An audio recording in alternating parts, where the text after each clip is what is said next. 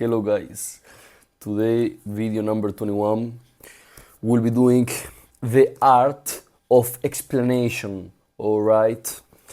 Sorry for my tired face, I'm working as a mofo, I'm partying because it's summer too, going out, blah blah blah, non-stop. But we need to record this, so the art of explanation, how to communicate with clarity and confidence. By the way, I'm in Spain today, probably next week going back to London or Lisbon, I don't know yet. All the time changing places, oh my god. Okay, let's get it.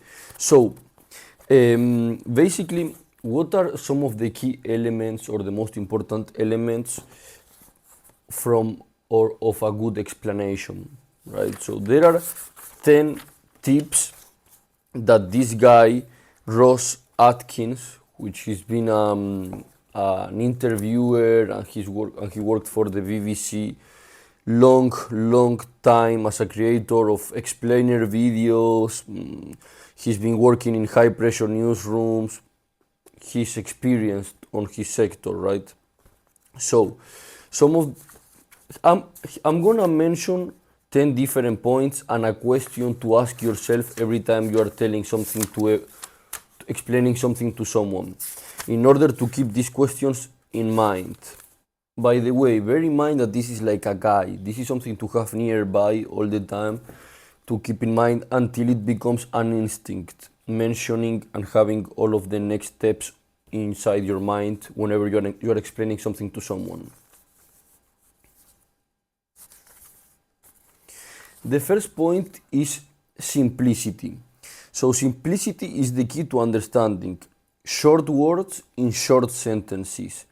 Present the listener or reader with the fewer obstacles to comprehension. This means not getting into super formal language or jargon unless you're speaking with someone that is aware of everything. This is an important factor as well, knowing your audience, which will come after. So you need to ask yourself whenever you're telling or explaining something to someone, is this the simplest way I can say this? And then you'll think, if it is or if not. By the way, my hair is growing. I'm saying goodbye to the buzz cut for some time. Second part or step is essential details. So details sometimes gives us the facts, so the most distilled form of information we have. So this is what we are looking to pass on. So these details are what we are looking to pass on. Is the purpose of us explaining anything, right? These small details that can make something change dramatically. But don't overextend the amount of details you are saying. So what details are essential to this explanation? What things are really required for someone to understand and get the point that you want to communicate across? Then the third step is complexity. Sometimes people talk about a certain topic which is too complex for them to understand, or they don't remember exactly what they are talking, etc. So this makes your explanation not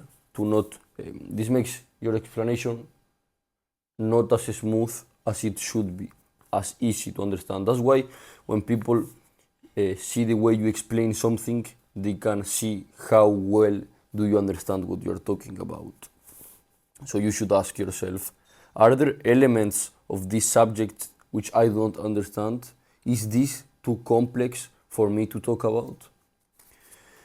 Then step number 4 or question number 4 is efficiency. Time is money. So you don't want to be talking for hours about something that isn't worth it, someone else's time. So it's about maximizing the time available to you. Imagine I can make a 10 minutes video about this book, talking about the most important facts and information for you to acquire, and it might be interesting for you because you are willing to give 10 minutes up in order to get this new information. But probably you're not willing to give 4 hours of your time to get this new information, right? Or maybe yes, but not everyone. However, if I make it as fast as possible and efficient as possible, you will be willing to listen to it. So you need to ask yourself, is this the most succinct way I can say this, or there are other ways of saying it? Number 5 is precision. So, are my words conveying what I want to convey? If the answer is no, then I change them until they do. So, to do this requires precision. And not for the first time, I found inspiration for how to do this when I was least expecting it.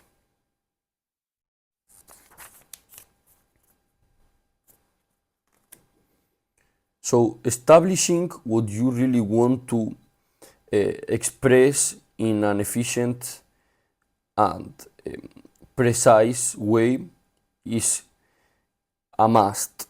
So you need to see, am I saying exactly what I want to communicate to the people I'm talking to? Then number 6 is context. So context is everything in explanation, right? Nothing in the human experience exists in a vacuum. Context is key. However, you need to bear in mind who you are talking to in order to know which type of context and how much context about a certain topic you need to give. So, whenever you give out and start giving some context before starting the story, you need to say the reason this matter is, or to understand this, we need to remember that, or all of which connects back to, or this is important beyond the immediate consequences, because sometimes it's super important to give some type of context to your audience whenever you are explaining something or telling a story, because this context, especially if the audience is not aware, is key in order to decide the outcome.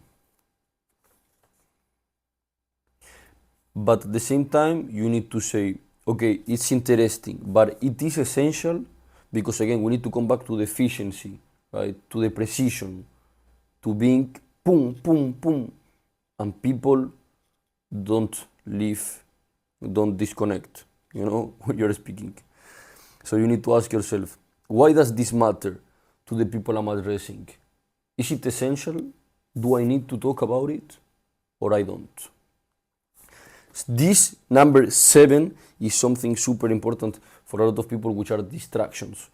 So you need to forget distractions. You need to remember why you are explaining something to this person.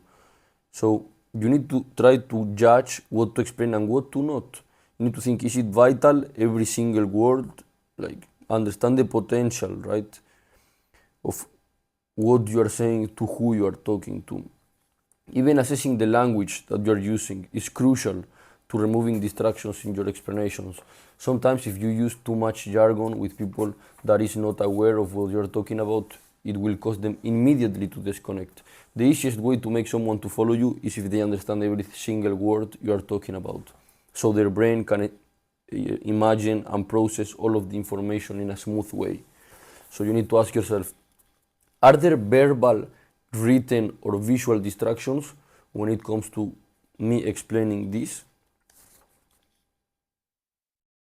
Number 8, engaging. Of course, you need to be engaging, of course.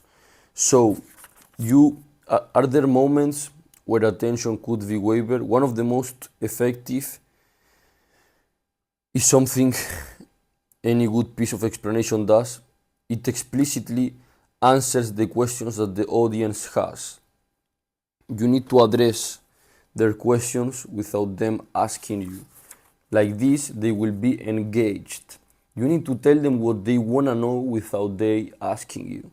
This is the way to keep them engaged. And this, you can apply it to multiple scenarios in your life. Marketing, sales, multiple stuff, multiple scenarios. So So keep that in mind. You need to answer the questions that the audience has without them even asking them. Then number 9 is useful. So the best explanations, this is linked with the point before, the best explanations are helpful. Whenever I want to explain something, I write a list of the questions that I think I'll be expected to answer. Therefore, when you get to talk, boom, boom, you have them in mind.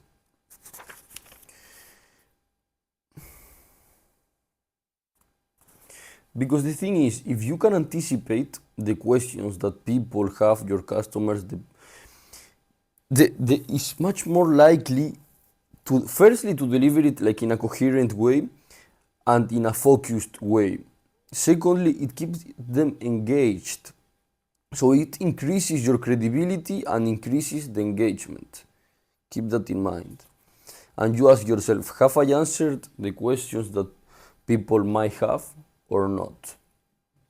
And always remember in mind like the purpose. Number 10, the clarity of purpose. Purpose is super important always in life. You need to have the purpose, or sometimes I call it call to action. So when you're sending an email to someone, you need to have the call to action on mind. So the purpose sometimes or most of the time becomes the guide to every decision that I take when preparing an explanation. So above else, what am I trying to explain? What do I want to get from this explanation or this thing that I'm telling these people? So remember the anatomy of a good explanation. In short, number 1, simplicity. Is this the simplest way I can say this? Number 2, essential. What details are essential to this explanation? Number 3, complexity. Are there elements of this subject I don't understand? Number 4, efficiency. Is this the most succinct way I can say this? Number 5, precision. Am I saying exactly what I want to communicate? Number 6, context. Why does this matter to the people I am addressing? 7, no distractions. Are there verbal, written, or visual distractions from the people listening to me? Number 8, engaging.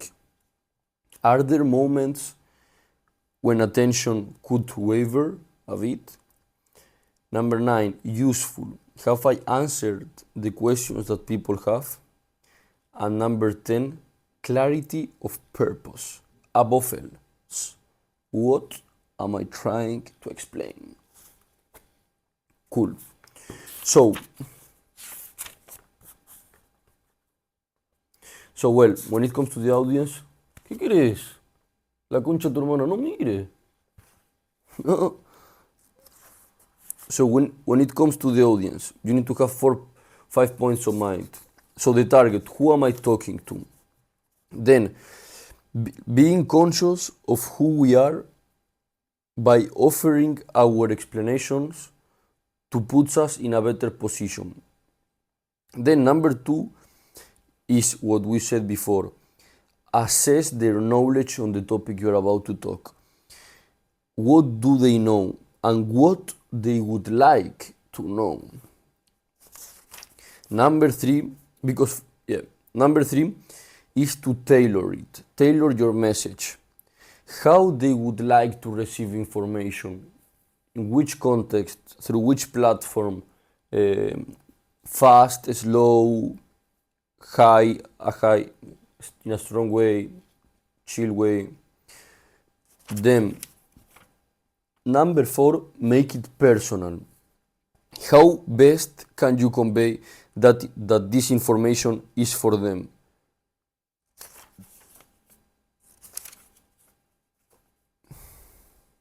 There is a direct connection between how well you can communicate to an audience that this is for them and their level of engagement. Number 5 is believing in the messenger. How best can you be credible? This means mentioning evidences along your explanation which give you credibility, right? Experiences, facts, things that happened throughout your life that will make you someone more credible.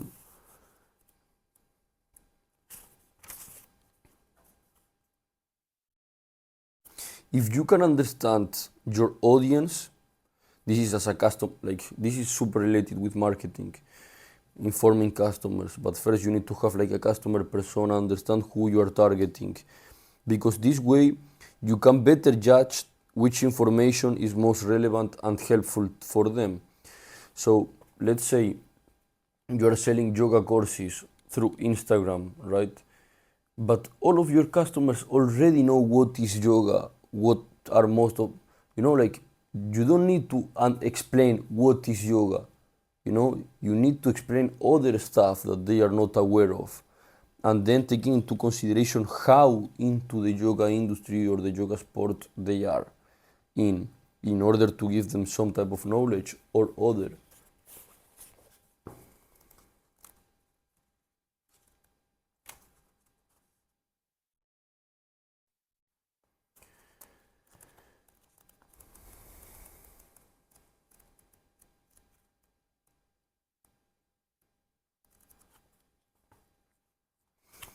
I think this is the most useful information for you guys, but it talks as well about how to prepare proper explanations, such as setting it up, finding the information, distilling the information, organizing, linking the information, tightening it, delivering it, explain step by step, as well as how to prepare the information, being ready for your time.